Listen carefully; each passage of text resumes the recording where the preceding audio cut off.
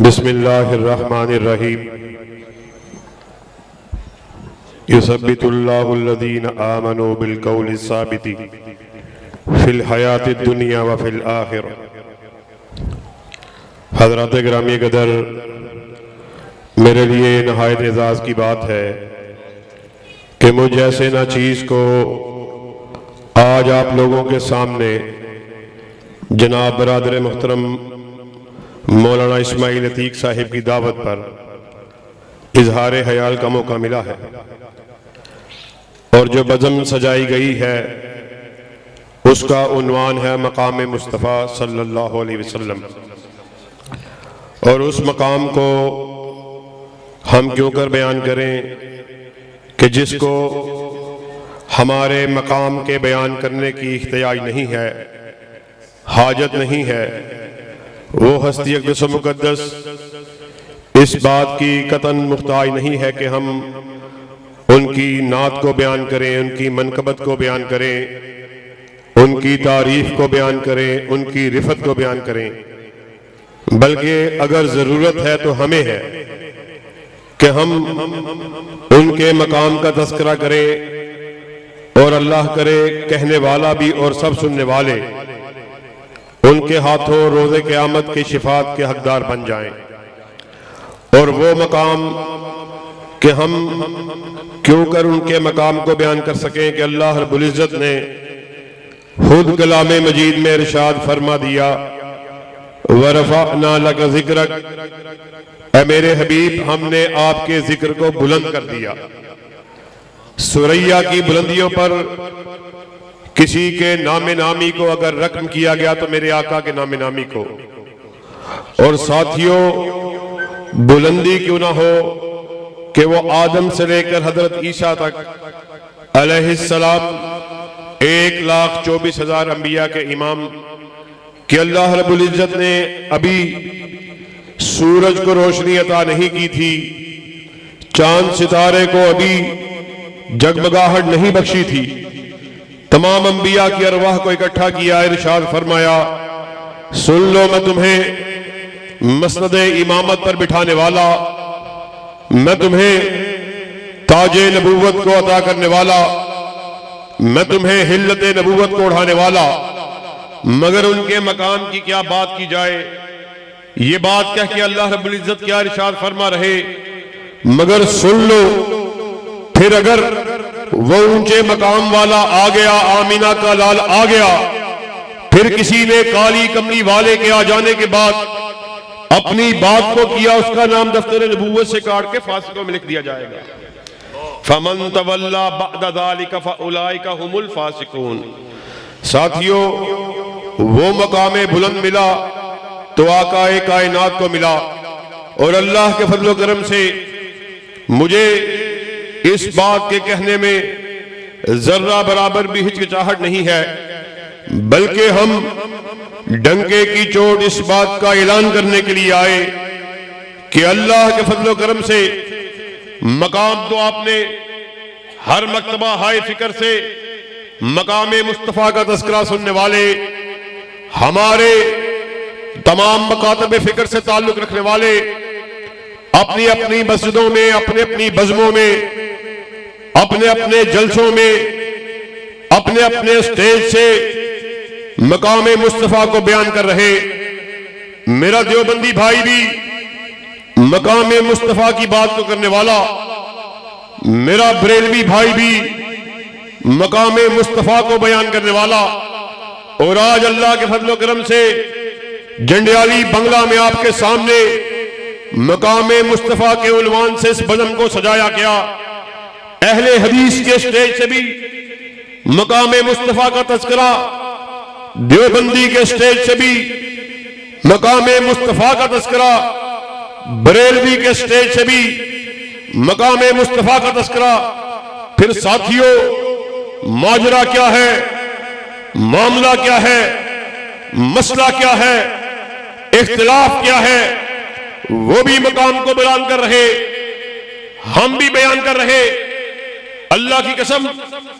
مرکزی جمعیت اہل حدیث کا یہ اسٹیج سجا ہوا، ہم اختلافات کی بات کرنے والے نہیں، اختلافات کو ہوا دینے والے نہیں، بلکہ ہم اختلافات کو ختم کرنے والے، بین المسالک ہم آہنگی اس کو فروغ دینے والے، فرقہ واریت کو ختم کرنے والے، مگر معاملے کو سمجھنا ہے، اختلاف کو سمجھنا ہے، بات کو سمجھنا ہے۔ وجہ کیا ہے؟ ہر ایک نے اپنا اپنا سٹیج لگایا ہوا، مقام مصطفیٰ کی بات کر رہا۔ مسئلہ کیا ہے؟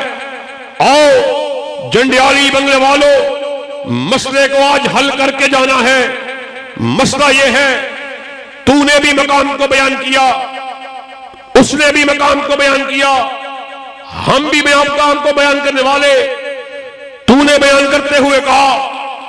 آقا کی شان بڑی بلند، آپ کا مقام بڑا بلند، مگر آقا کی بات کے ہوتے ہوئے،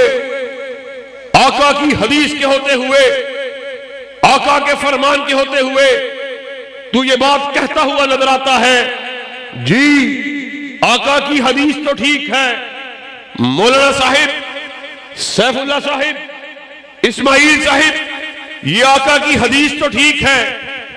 آقا کی بات تو ٹھیک ہے، لیکن جناب اس مسئلے میں میرا مولوی یہ کہتا ہے، میرے حدیث کی یہ خطابت ہے،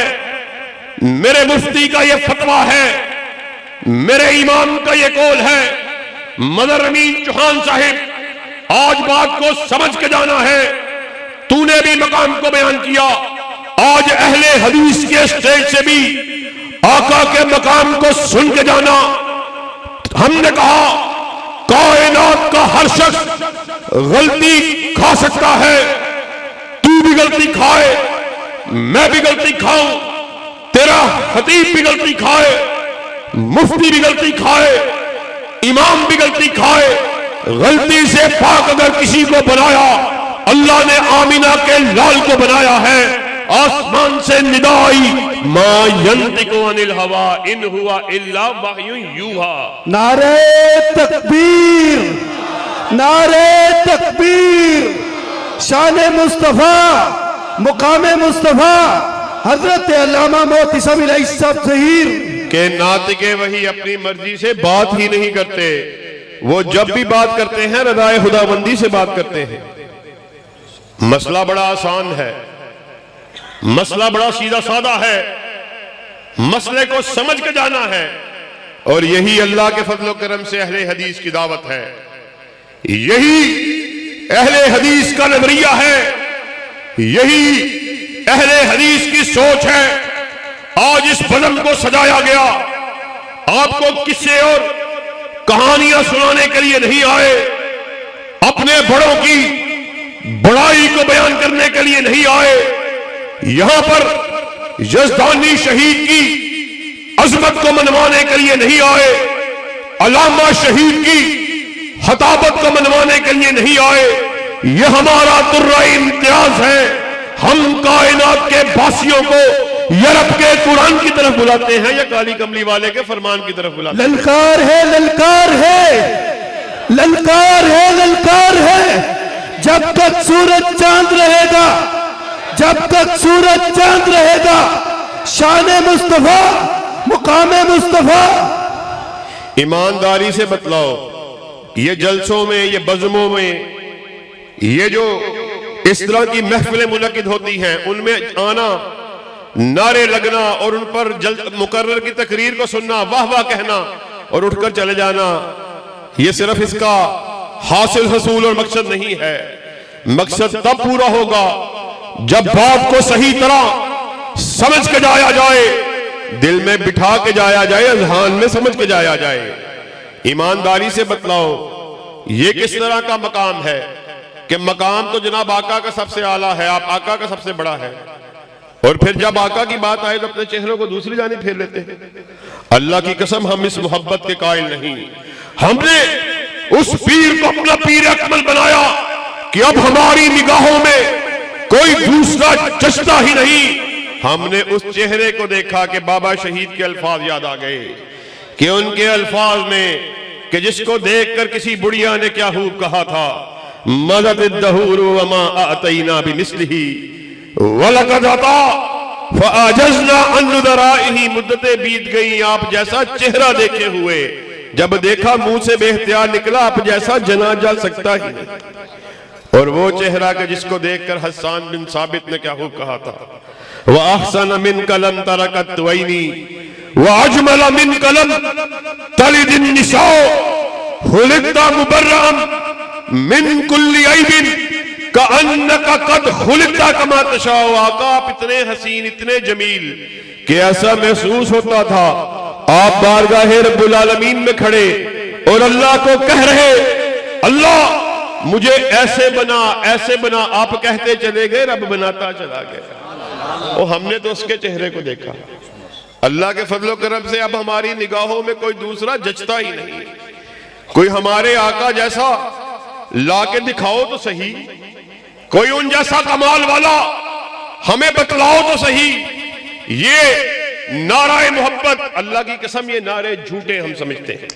ابھی ربیع الاول کا مہینہ گزرا،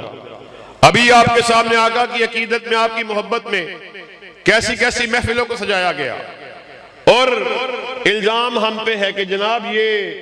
گستاخ رسول ہیں، یہ نبی کی گستاخی کو کرنے والے، اور خود آقا کی محبت کے نام پر ایسی ایسی حرفات کو جنم لیا گیا کہ الامان الحفیظ، ڈھولک کی تھاپ پر رقص کی محفلوں کو سجایا گیا، رنگ رلیوں کو منایا گیا، فحش گانوں کی دھنوں پر فحش گانوں کی دھنوں پر آقائے کائنات کا نام لیتے ہیں اور محبت کا دعویٰ کرتے ہیں، اور ہمیں الزام ہے کہ ہم جو ہیں وہ گستاخ رسول ہیں اور اپنا احتساب نہیں کرتے۔ اللہ کی قسم اگر گستاخی کا الزام لگانا ہے اپنے آپ پر لگاؤ، ہم تو ایسے ادب کے ماننے والے ہم تو یہ بھی نہیں گوارا کرتے کہ کوئی ہمارے آقا کا نام لے کے ان کو پکارے۔ امام مسلم صحیح مسلم میں اس بات کو نقل کرتے ہیں، حضرت ثوبان رضی اللہ تعالیٰ عنہ ارشاد فرماتے ہیں کہ میں ایک دن ایک یہودی عالم آیا آقائے کائنات سے ملنے کے لیے، اس نے آقائے کائنات کو پکارا، السلام علیکہ یا محمد صلی اللہ علیہ وسلم۔ حضرت ثوبان فرماتے ہیں میں پاس کھڑا تھا، میں نے اس یہودی عالم کو اس زور سے دھکا دیا، قریب تھا وہ زمین پہ گر جاتا،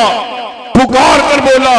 کہ تمہیں شرم نہیں آتی، تم مسلمانوں کے پیغمبر کو اس کا نام لے کے پکارتے۔ ہم تو اس ادب کے قائل ہیں، اس ادب کو ماننے والے، اور تم ادب کے نام پر جو چاہے گل کھلا دو، تم پھر بھی وہ محبوب اور محبت اور عشق کے دعوے دار، اور ہم جن کا نعرہ ہی یہی ہے، جن کا دعویٰ ہی یہی ہے، بابا شہید کے الفاظ پھر کہاں یاد آئے، کائنات کے لوگوں سن لو، ہماری دعوت کو سمجھ کے جانا،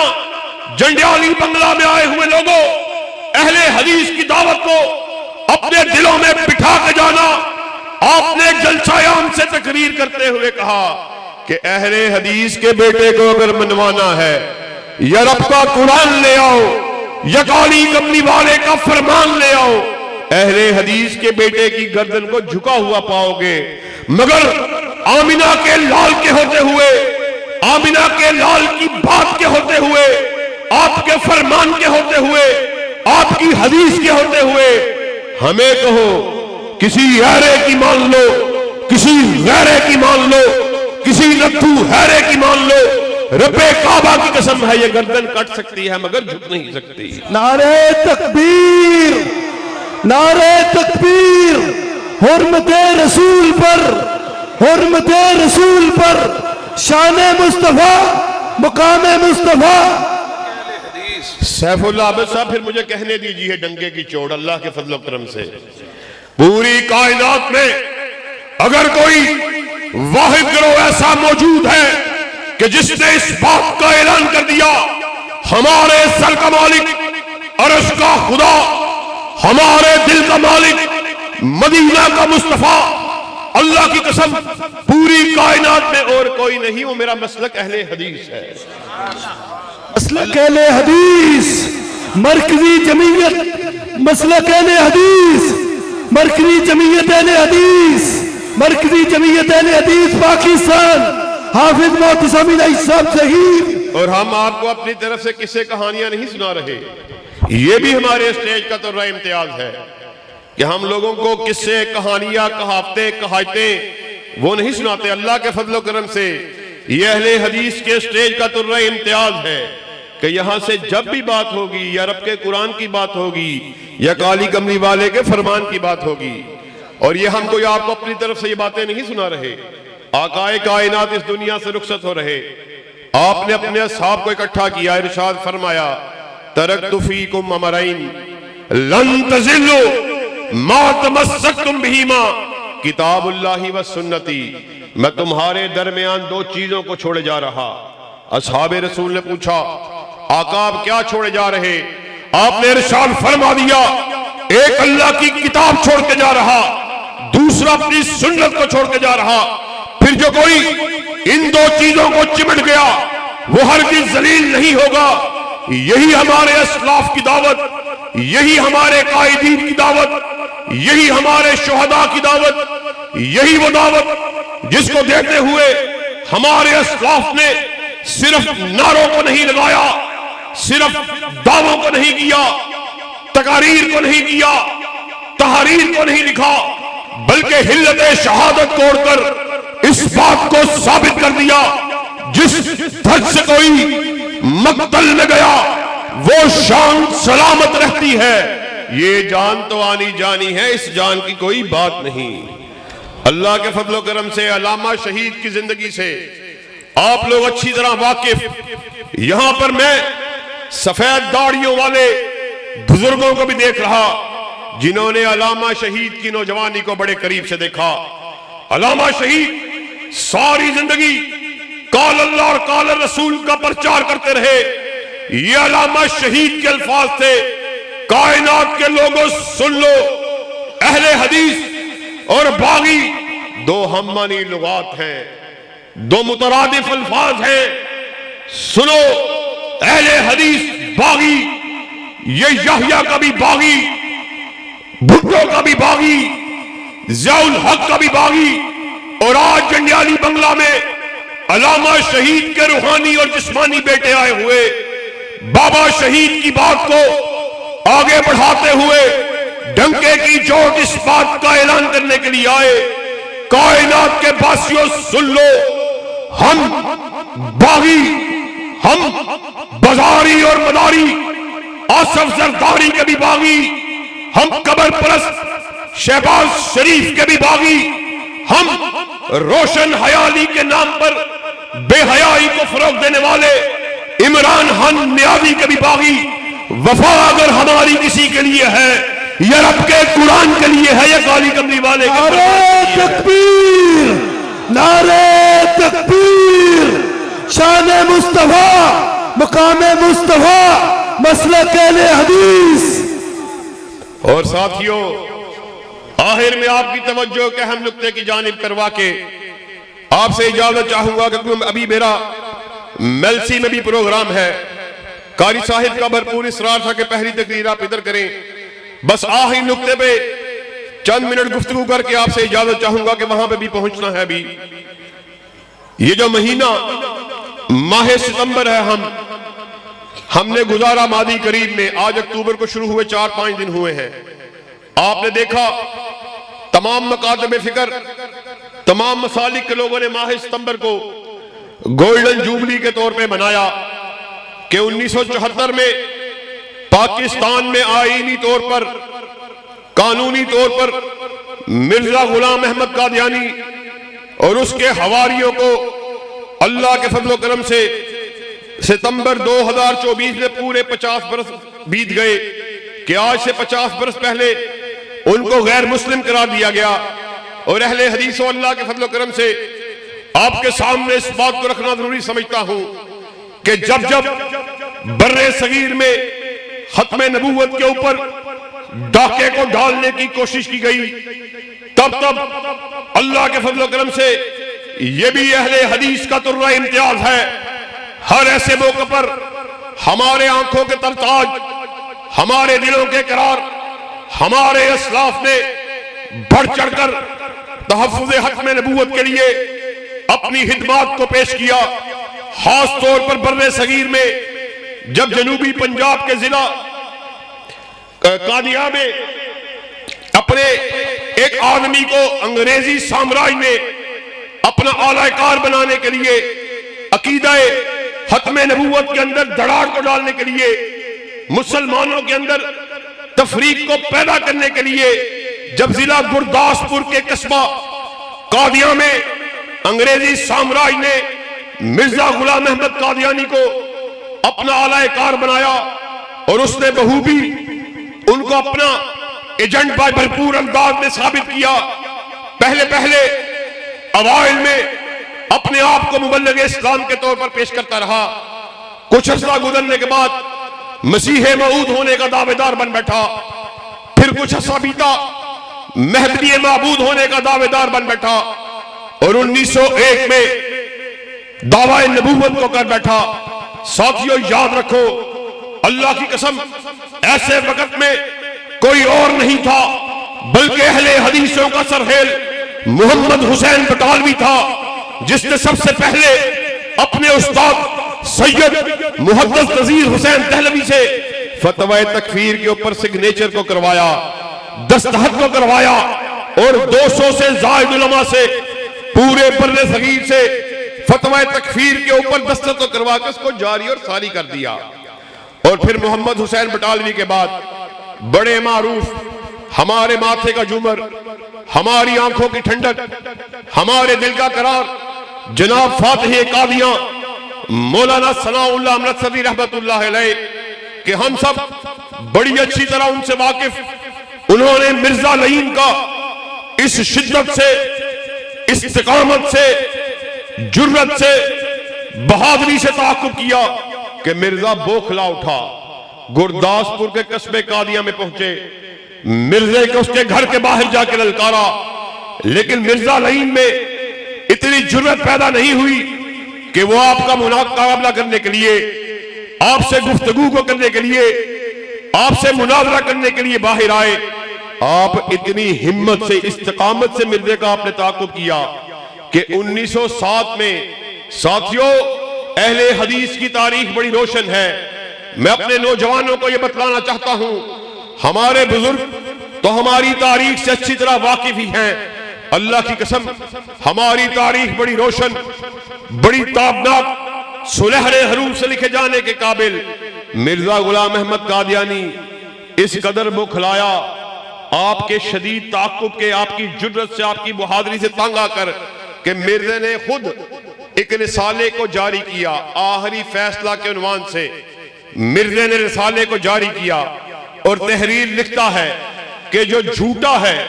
وہ سچے کی زندگی میں انتقال کر جائے۔ ساتھیوں پھر چشم فلک نے دیکھا، مرزا اپنے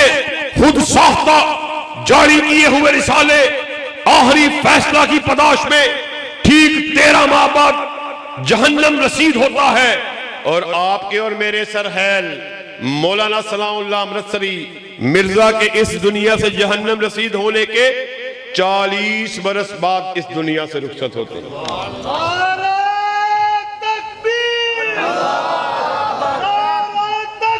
اللہ کے فضل و کرم سے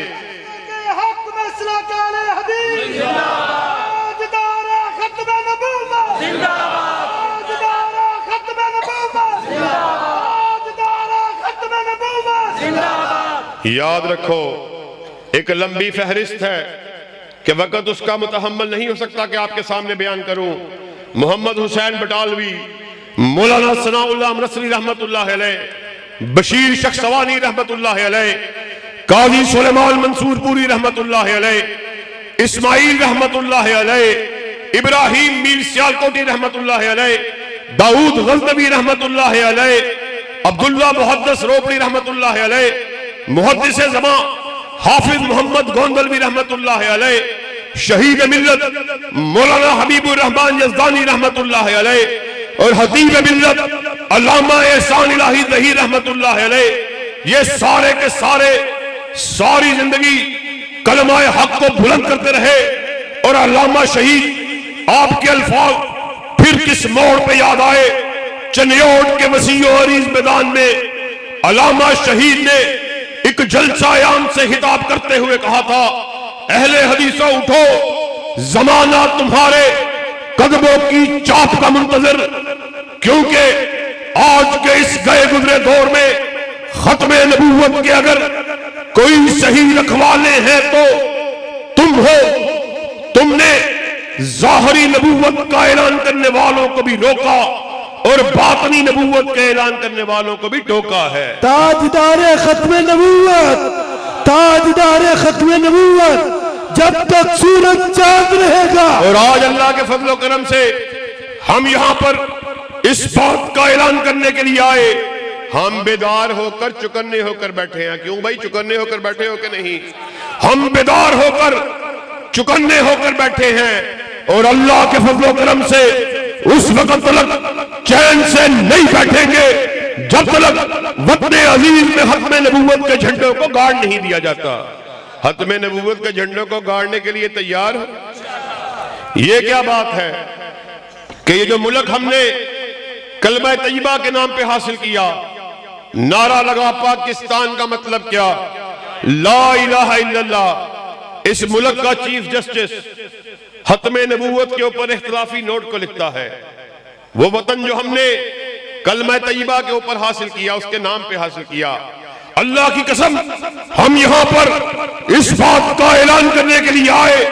ایک جج کی بات نہیں، 10 ججوں کی بات نہیں، چھوٹی عدالت کی بات نہیں، سیشن کورٹ کی بات نہیں، ہائی کورٹ کی بات نہیں، سپریم کورٹ کی بات نہیں، چیف جسٹس کی بات نہیں، پوری دنیا کے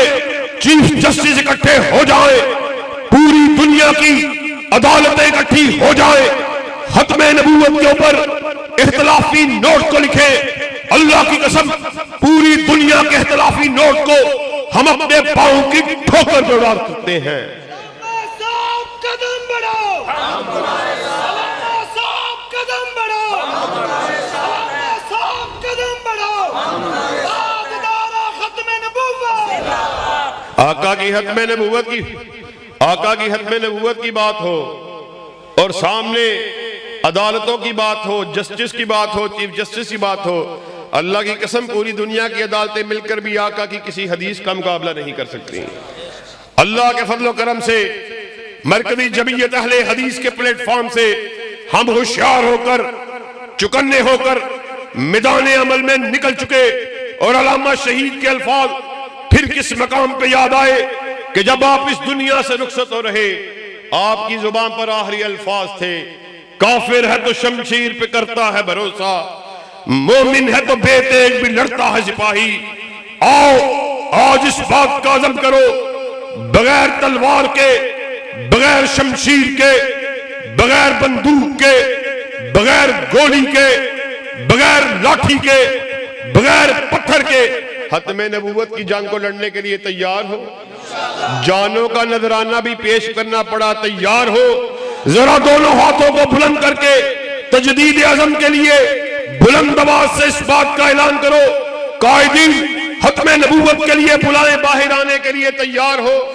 تحریک ختم نبوت کے لیے باہر آنے کے لیے تیار ہو؟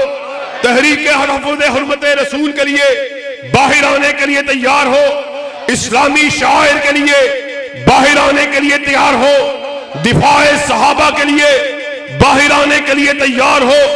ابو بکر کی جنگ کو لڑنے کے لیے تیار ہو؟ عمر کی عدالت کا تذکرہ کرنے کے لیے تیار ہو؟ ذوالنورین کی صحابت کو بیان کرنے کے لیے تیار ہو؟ علی کی شجاعت کو بیان کرنے کے لیے تیار ہو؟ شان کریمین حسن و حسین کو بیان کرنے کے لیے تیار ہو؟ معاویہ کے تدبر کو بیان کرنے کے لیے تیار ہو؟ ایک عہد پھر آپ نے کیا، ایک ہم قائدین کی موجودگی میں آپ سے کرتے ہیں، خون دل دے کے نکھاریں گے روح برگ گلاب، ہم نے گلشن کے تحفظ کی قسم کھائی ہے۔ کوئی یہ نہ سمجھے وہ گلشن کسی کے باپ کا، کسی کی بیٹی کا، کسی خانزادے کا، کسی جاگیردار کا، بلکہ وہ گلشن وہ ہے جس کے دو ہی پھول ہیں، ایک رب کا قرآن ہے، دوسرا کالی کمنی والے کا فرمان ہے۔ واخر دعوانا ان الحمدللہ رب العالمین۔ نعرے تکبیر،